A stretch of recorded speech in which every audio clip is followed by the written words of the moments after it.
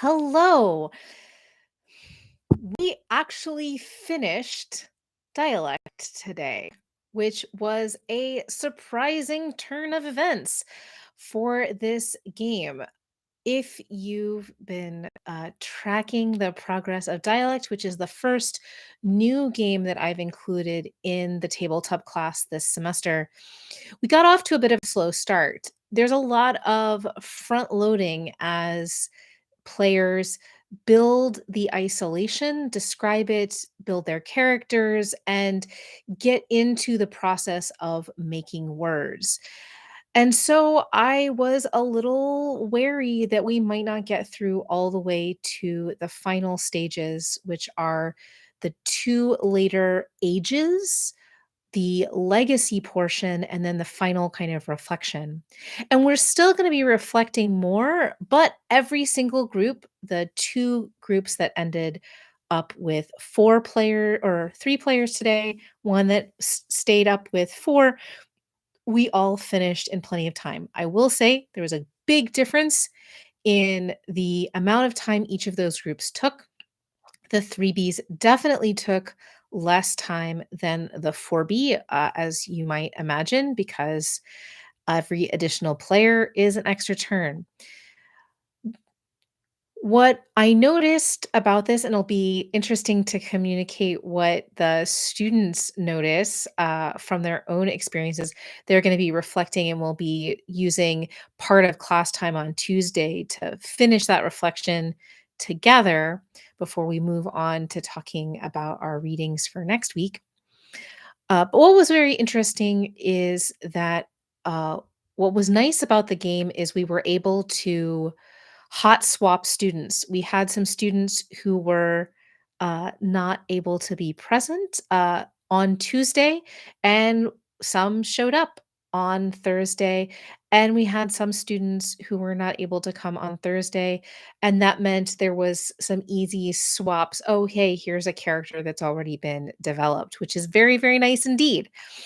One student is so attached to their particular game that even though they were sick, we used my iPad and they sat at their table from their sick bed, bless them, which was very lovely. For students who did not attend class this week, and that happens with life, the substitute exercise is a 4-hour actual play that was played remotely so that there's a vision of the roll 20 setup for dialect. There are other actual plays that have been done using dialect, Friends at the Table, among many other world building games that they've used, has played dialect. The problem is, I wanted students who didn't get a chance to play to see literally what the board state looks like and how it plays in that kind of way. So we'll see how that compares to actual experience of gameplay when we do our final reflections next week. Uh, every student, regardless of whether they were observing or playing, will do some initial kind of discussion reflection, just getting stuff down on our learning management software discussion board. Uh, so that they just remember stuff. There's no rules and regulations for, how polished that has to be. I just wanna make sure they've got stuff noted while it's fresh, which, fingers crossed. So we are completing a set of 2 weeks of pretty intensive play in games that are often used as world building games for other reasons. Although, of course, I noted these are intended to be standalone games. Both the Quiet Year and Dialect take you through from beginning to end in those sorts of ways. And you're really creating history in much the same way that Microscope and other games of that ilk do. It'll be very interesting. Next week is a little unusual because I'm partly at Big Bad Con. So we're taking a moment to do some intensive reading on the subject that seems to be already on students' minds, which is questions of representation in games. We're specifically going to be looking at this initially through a disability studies lens, which is really lovely and challenging. So we've got some readings for the second part of Tuesday's class. Um, We'll do some stars and wishes and transition into that. And then while I'm at Big Bad Con, we'll all be on Zoom and having a conversation with some other folks who are arriving early to the con to talk about what representation means to different practitioners in the field, which is really an exciting opportunity. So that'll be our third guest in those kinds of ways. I'm curious what students think about how they felt dialect went, and I prompted them. So basically, because the games ended in a kind of staggered fashion, as students finished their third ages, I would come around and read them the prompt for how to conclude the legacy portion of the game, and then would read them the prompt for the kind of final reflections. What are you going to take with you? What are you going to leave behind? What are you going to remember about this experience in those kinds of ways? But I also kind of prompted them for next week, it's like being very candid as my pedagogy is transparent, not just to folks on YouTube, but to my students themselves. I said, I'm curious to see what you think about this game and how it fits in the rest of the class. This is the only game so far that's an experiment in this class. And so we'll see how it plays. So that's also going to be on the table, and I'll share that on Tuesday with what students think in terms of their stars and wishes. And we'll ultimately transition over into Alice is Missing when I return from Big Bad Con, which is another game that takes for sure seven, 3 class periods to run because of the amount of setup and kind of decompression. That one's really, really heavy.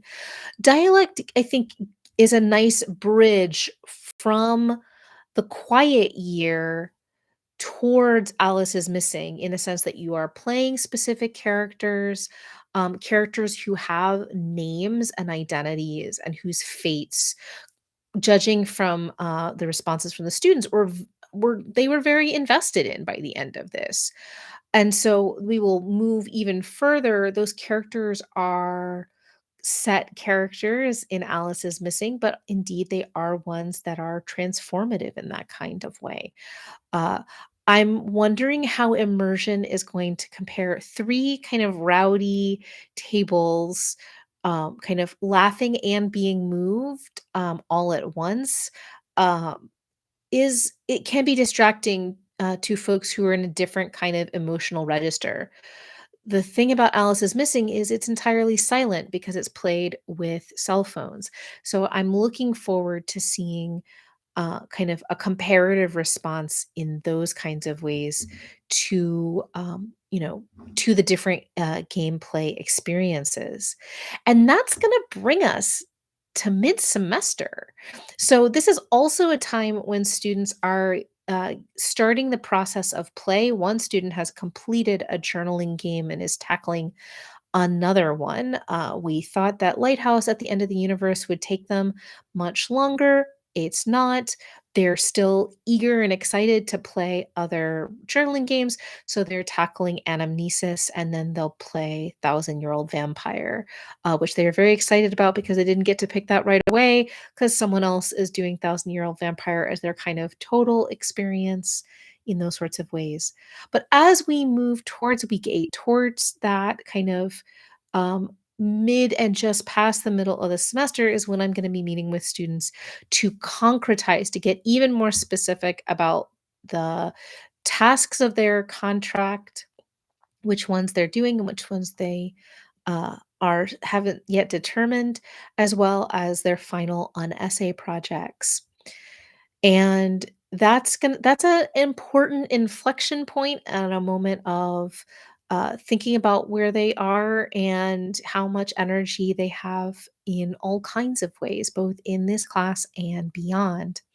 Some students are very clear on what their unessays are and are running with it. Some students have been very clear about what tasks they wanna do and are doing them. For others, it's a process of my guidance. And so today I also showed the trailer of Dimension 20's next season, Burrow's End, that starts in early October.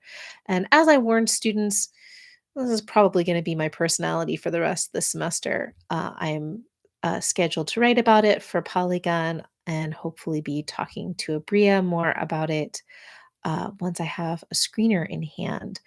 And so, students who all have access to Dropout because I gave it to them uh, by giving them individual kind of limited term across the semester subscriptions. It'll be interesting to see if we create any new fans. Who can say? You never know.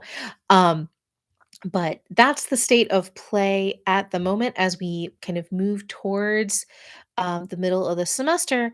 And then after these kinds of play experiences, one more visitor with Gabe Hicks, as we cruise toward past the middle of the semester, we will be focusing in on uh, putting their adopted games into kind of research lens, figuring out the genealogies of their games and how they tie into other games. Are they indie? The awards they haven't won and the awards they have won, as well as how their game ties to the practice of actual play. The other thing that I'm going to be doing as a result of conversations I have at mid semester is crafting weeks 12, 13, and 14 in response to what students need, whether it's more kind of constructive critique in class of work product or intensive reading on issues. I have a feeling, as I said to a student who was asking me about orcs today and bioessentialism, we're likely to add a heaping helping of more readings on that subject to the mix because students are really interested. Students have already cited an NPR piece that got them really interested in the idea of kind of thinking about these dynamics in game culture. And of course, I've got that ready in my back pocket.